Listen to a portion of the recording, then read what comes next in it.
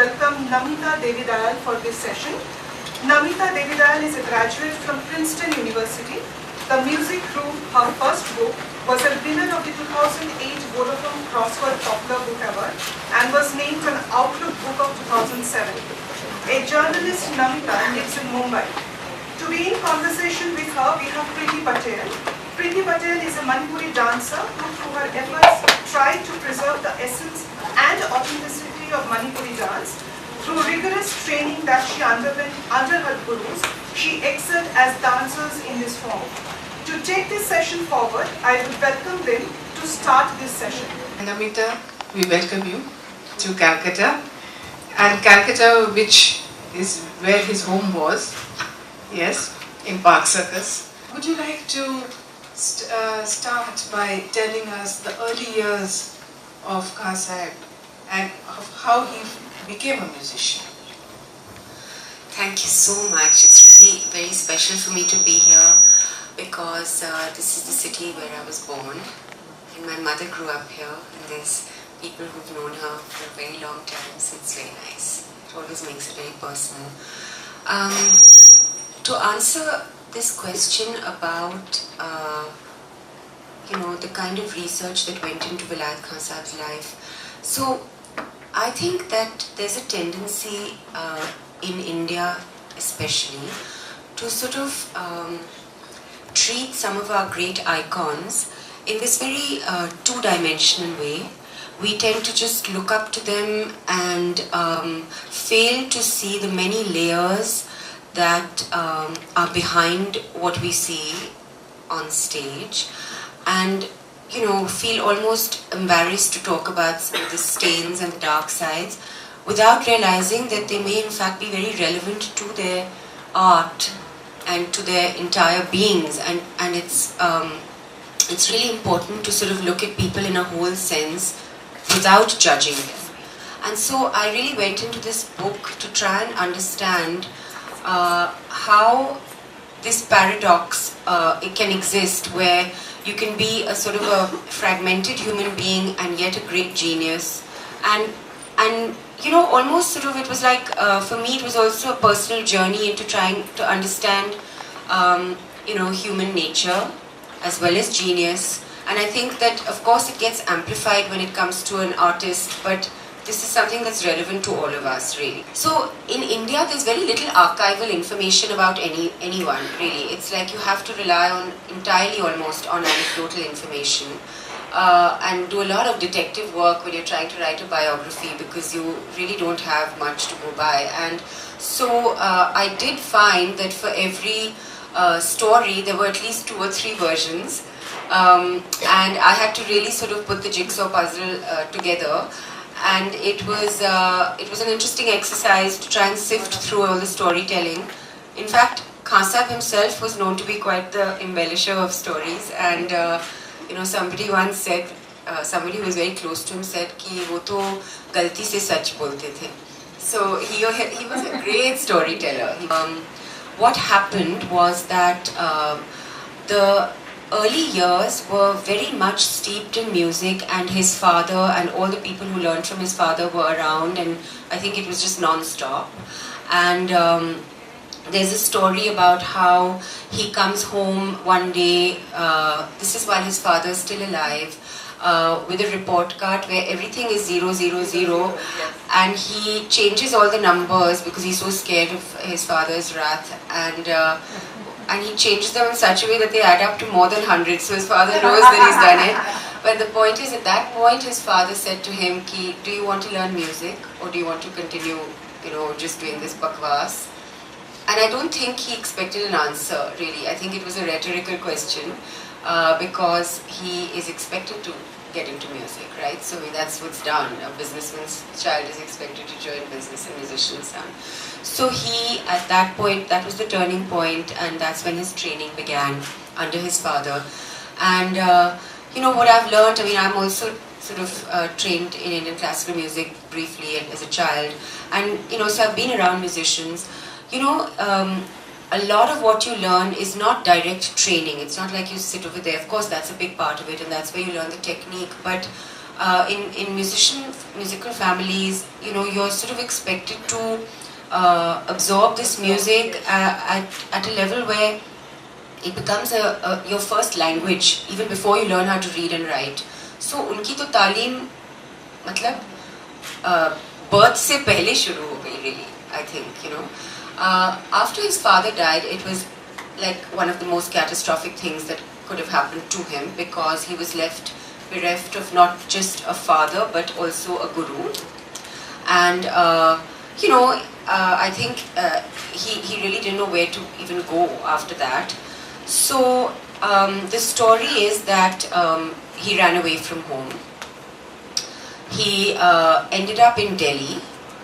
By the way, these running away from home stories, I think every musician has in some form kind of adopted. So again, but it's a wonderful story. He ran away from home. He ends up in Delhi somehow. That part is true because he ends up at the doorstep of the director of All India Radio, which has just started, Bukhari Saheb. And Bukhari Saheb happens to be a great fan of sitar music and particularly of Vilayat Khan, who's his father. And so he takes him in. And the radio becomes his kind of, family, teacher and nurturer for a few years. Because the radio, which had just started, was the one place where all the greatest musicians from India and then Pakistan, which was not yet Pakistan, used to meet and come and perform and, you know, be employed. It was the first institution in this new India which was employing the Indian classical artists who had lost their patronage because the Maharajas were all sort of like by then going. So this radio became, All India Radio became the place where Vilayat Khan then, I believe, spent a lot of time, listened to a lot of the Khan Sahebs, tried to like extract whatever he could. He also listened to a lot of gramophone records. That was a new technology coming at that time. So it's very interesting because all this made me realize that, wow, what we take for granted, you just sit and put on YouTube and you listen to whatever you want. Un dinon mein to, my God, they had to really sort of find that one record, listen to it and learn it by heart so that they could learn from it. So these were the years that were filled with great deprivation and struggle, but also I think there were all these sort of footnotes, what I call footnotes of history, who made him what he was. So there was his mother, above all. She was the original tiger mom, Bashiran Begum. And she really saw to it that he got his talim. Then there was, she took him to his maternal mamu and his nana. So in short, what ended up happening was that something that was really devastating kind of turned around and became what made his form of music, which was the Gaiki Ang. So it's very interesting, you know, it's like how destiny plays these tricks on you, right? Because you think something terrible has happened, and in fact he ended up learning vocal music, which then became his style of playing. So, I mean, it's like, that's very simplified version of what happened, but and then I think, you know, these are things where his practicing and all that, which one hears stories about how he would just practice for hours and hours and hours. I mean, you know, I think that that's something that's probably inherent in a human being, right? That drive and ambition. Because there's so many musicians, why did somebody become Vilayat Khan? Yes. So, there are extraordinary stories about, but I do think that that struggle, that kind of like humiliation that he went through, all that added up to his fierce determination that कि मैं कुछ बनूंगा और फिर वापस कोलकाता जाऊंगा. And I know that Khan Saheb didn't want to do this. Ji. He didn't want to sell, I mean, as he thought it was commercial, that part. And that but what was your take on this? To talk about these two great artists, because I have written this book, but I just don't feel like I have the competence or the right to comment on either of their styles, because their styles also kept changing. But if I were to very briefly summarize the two of them, I think Ravi Shankar took a more horizontal approach to music, which was experimental and collaborative, and you know, I think very interested in exposing international audiences to it. He went abroad at a very young age, as you know, with Uday Shankar, his brother. So he was already an internationally oriented person. Vilayat Khan, I think, took a more sort of vertical approach where he went deeper and deeper into, the rag, I think. And I really hesitate to say that either was a purist or not, or a better artist, because it's just not right to say that. Yes. And I think it's kind of like irritating when people go on and on analyzing the music, Yes. and I mean that's just my view. So obviously Pandit Ravi Shankar became a much more well acclaimed artist all over the world because he was available and accessible there.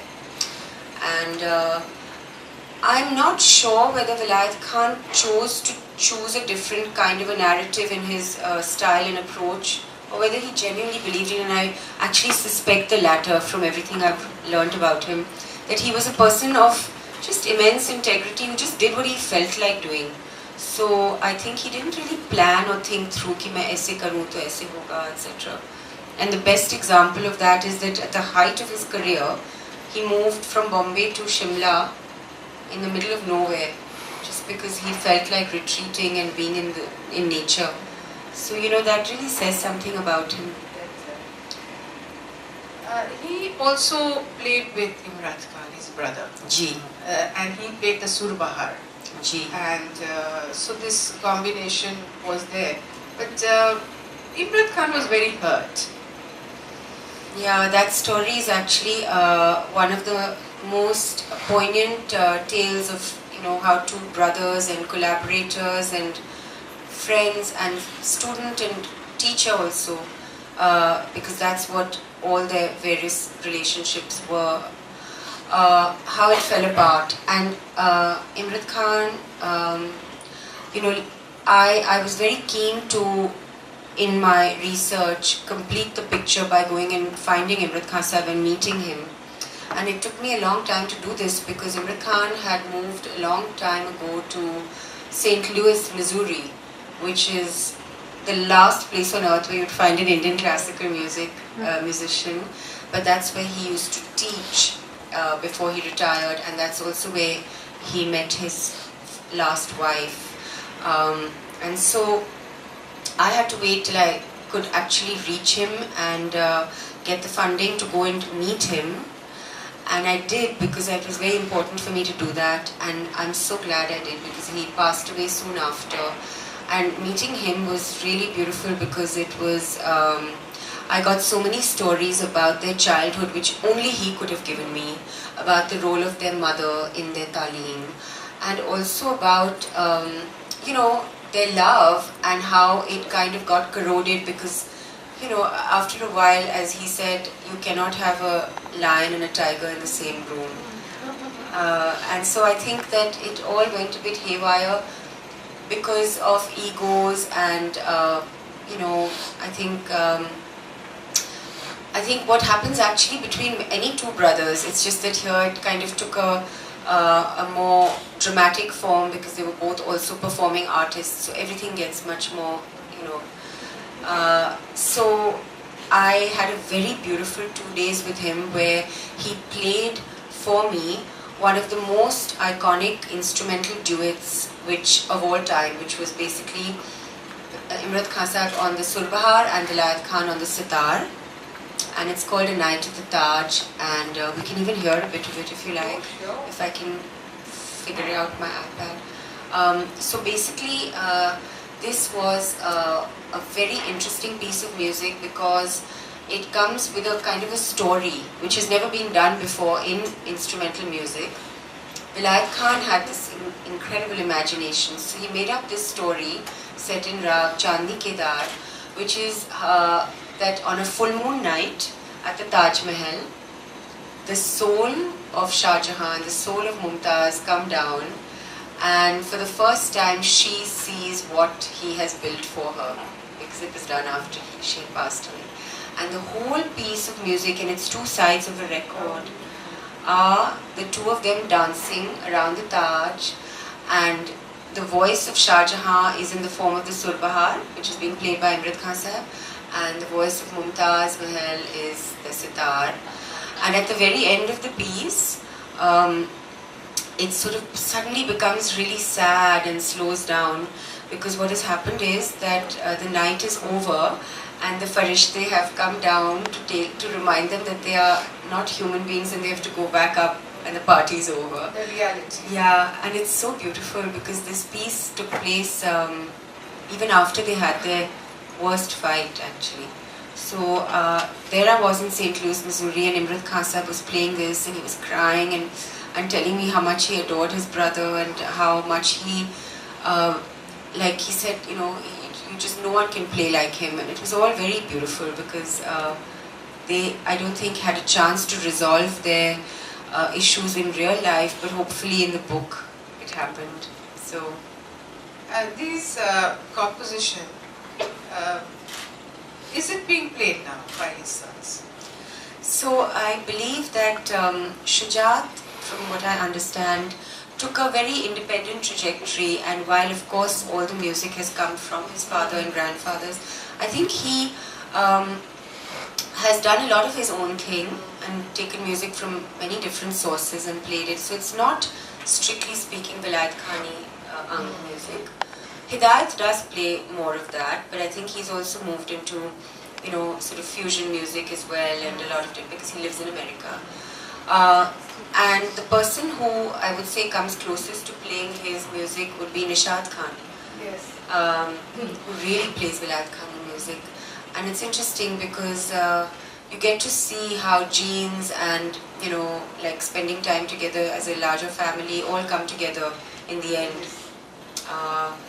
And Nishad Khan actually told me a very beautiful story about how they would all spend so much time together as children, and there was Abba and Bade Abba, so everybody was sort of together. And in Park Circus, in the house, which is called Riyaz. Yeah, it's called Riyaz. When there's one part where when he was very young and he was accompanying his father on stage, and that's when I think he had got unwell. The father. Yeah.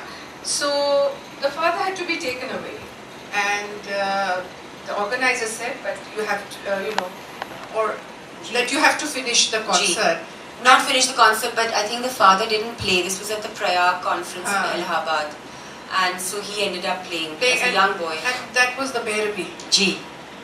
That he, and whatever he had learned of Bhairavi, he finished it. Yes. At that point. Yes. And while talking to you just now, you have this very special thing for Bhairavi. Oh, I thought maybe I can read out one of my favorite little passages, which is him talking about Bhairavi, and then we'll play a little bit of it. So this passage comes right after I talk about some of Khan Saheb's girlfriends and his breakups. The thing is, the enduring female presence in Vilayat Khan's life was not a human being, but a rag, Bhairavi. Everything else fell somewhere between respite and pleasure. It would be a momentary act, perhaps filled with passion, but with a finite quality to it. He couldn't do without women, of course. He played them with the same joy with which he strummed his instrument, but they could never replace his true love. Bhairavi was the one rag he played with heightened ecstasy, and perhaps the rag he played the most times in his life. Vilayat Khan was raised a Muslim and was rarely without his prayer beads, but his devotion to the goddess Parvati, embodied in rag Bhairavi, was purer and more intense than any Hindu priest could have mustered. In his mind, the mythology of Bhairavi and the melodic manifestations of Bhairavi merged into one. Bhairavi was the counterpoint to Bhairav, the rag embodying Shiv. He once said in an interview, "I wish I could describe my vision of Bhairav's infinite form and awesome power. I would say the same for Bhairavi. How many different facets of her persona I have envisioned. O Allah, by how many different names and in how many different forms you manifest yourself to the seeker. It is we who give you different names, according to our limited capacity to understand you. some of this is, you can just keep on listening to this music. I don't think that anyone wanted to stop. But going ahead, the very, the name of your book, The Sixth String, and interestingly, he revolutionized the sitar by stringing two strings together. That's... Basically what he did is that the sitar used to have 7 strings, and he took out 2 of the strings and then added 1 more and basically created what is called the Gandhar Pancham sitar, where in short the 2 strings are tuned to reflect the dominant note of the rag. So they're retuned every time, and what it does is it kind of creates a much more ambient sound around that particular rag every time it's played. So it added a lot of the, it enabled the whole sound of the rag to change in a way that hadn't been allowed before that, done before that in the sitar. And I think he also did many other things like change the nature of the tumba, the roundness of the tumba, which is the gourd, to create more resonance, and also the manner in which he also had the second tumba removed. A lot of his interventions were for aesthetic reasons. So he also had the sitar played at exactly 45-degree angle, and various other things, which was basically, and what he did was became the sitar standard, which was then adopted by pretty much all sitar players. So it's quite extraordinary. His understanding of his instrument and the nuance with which he could sort of play with it and understand it and tinker with it and then make these changes is remarkable, really. He could do the same, by the way, with a Mercedes engine. And all his cars. Yeah, I believe he used to sit and tinker with things all the time. Like even in America, he had this whole thing with DIY, do it yourself, and constantly be doing things. And even with his clothes, I believe, his family was saying that he would drive them all crazy because sometimes he would sit and insist on cutting the kurta according to the way he liked it and stitching particular buttons on exactly the way he liked it. And so he was obviously a perfectionist. Detailed. Yeah. In his everything that he did. Yeah, he used to cook. Yes, really well. I believe he made partridge curry so well. There's this great story I have to tell you all about how Hariji was once, Hari Prasad Chaurasiya was performing in New Jersey. And when he found out, he sent his son Hidayat to go and tell him that he must come and have dinner with him that night because he was making partridge curry. I think that's Titar, or Bater, one of the two. Anyway, so he basically sent a message with Hidayat, and when Hari Prasad ji found out that he was getting this amazing khana, he wound up his concert really quickly and slipped out of the green room and told the organizers, "Tabiyat theek nahi," and went off and had a party with his friend. This is what I love about the musicians also. They're human. Of course. Okay, they're all human, and as you said that an opportunity to also interact. So we throw this open. Please do ask your questions. Why you chosen him as a subject of the book? Right? Because you are personally interested in his music, or? No, it's a very mundane reason, I tell you. I had written a book called The Music Room about 10 years ago, and after I wrote that, I guess it really touched a chord with people, because again I was able to translate a very arcane world into a more wider sort of readership. And Vilayat Khan Saheb's younger son Hidayat, he pursued me for more than 2 years to say, "Ye kitab karo mere father ke upar." Nobody knows about him and the real Vilayat Khan, and nobody knows what a personality he was, so do it. And that's really, frankly, the only reason I was going through a phase in my life where I had something, not much going on, and I said, chalo, karte hain. And that's how it happened. And the minute I sort of like entered Vilayat Khan's world, I was like, wow, what a dude, you know, and it just like, then it was no going back. So was there any controversy when you wrote about this from some family dispute or something? Because I heard in that book stopped that when you wrote this book, one part of the family was not okay with the idea of the story you mentioned, and I don't know so what the there actual have thing is, been some issues, and the problem is that this is a fragmented family, and you know, most of them don't agree with each other, and you know, so I had to just be objective about it. I'm not representing any one family member's view at all, because that's not my job. I just went and met everyone and was equally sort of like nice to everyone, and I had to really spend time to win their trust and confidence, to have them open up to me. And in the end, I just put it all together by not just family, but students, fans, friends, ex-lovers, ex-wives, sabko milke, jo bhi main, you know, and just listening to his music. And it's my own interpretive journey as well. So I don't consider this a strict biography really. It's a journey into his life. It's a journey told through somebody who understands music but is also just trying to find this person. You know? And you discovered him. I discovered him. And it's really my version. I would never claim to say that this is an authorized biography, because it's just not. Good evening. To carry on from what you just said, that it's your version of this man as you discovered.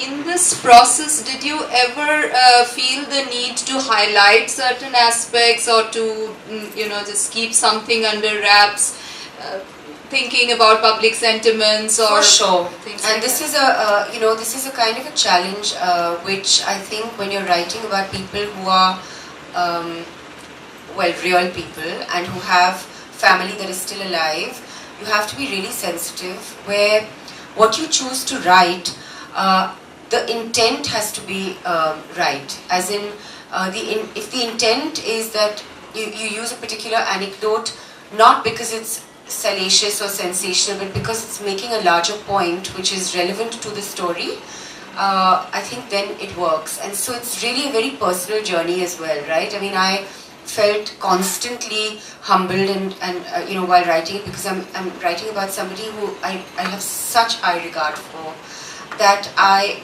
absolutely had to be careful. And also I knew it was going to be a book of records, so you know, you have to be careful. And at the same time, you do take a few risks in terms of stories that may not go down well with certain people who were close to him, but again, it was with a certain, creating a larger picture of him, with the right intent. So that's the only thing that I can say as far as what you choose to say and how you say it, and you know, a lot of it depends on how you say it.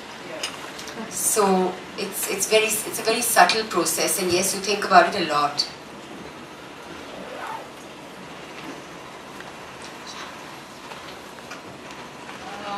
Just a small question in the wake of what's been happening with the ban of you know, musicians from Pakistan coming into India. I mean, back in the years, you had people from various ethnic backgrounds playing varied kind of music, whether it was I don't want to get into a particular sect, but you know, I mean, now with this divide which is coming up, what are the sentiments of people from that generation, because they were more secular in that sense of the word, because I don't think there was any such divide at that point in time, but now with what is happening around you, what are their sentiments about the current situation? You must have come across a lot of them talking about it on a very one-to-one basis. This is a very complicated question, and I'll briefly answer it. I think anyone who's been steeped in music will never be able to create these kinds of divides. It's just impossible, because music is a language of love in the end, and you know, that stage will have people from every background, even today, who may not even drink water in the other person's home, but they will play music together. So that's the ultimate act of love and devotion. So what is happening is clearly political. What do you say? I mean, you have to continue these journeys. you know. The greatest patrons of Vilayat Khan Saheb were at one time the King of Afghanistan and the Shah of Iran, and you know, we wouldn't have got Vilayat Khan if it wasn't for Bukhari Sahib, who's from Lahore, who was the director of All India Radio at the time, who basically nurtured him. I mean, it's possible that Khan Saheb would have just kind of drifted into oblivion like so many other young musicians who did not have a mentor or a person who patronized him, right? So, may I request Ms. Priti Patel to come and give the manager as a mark of appreciation?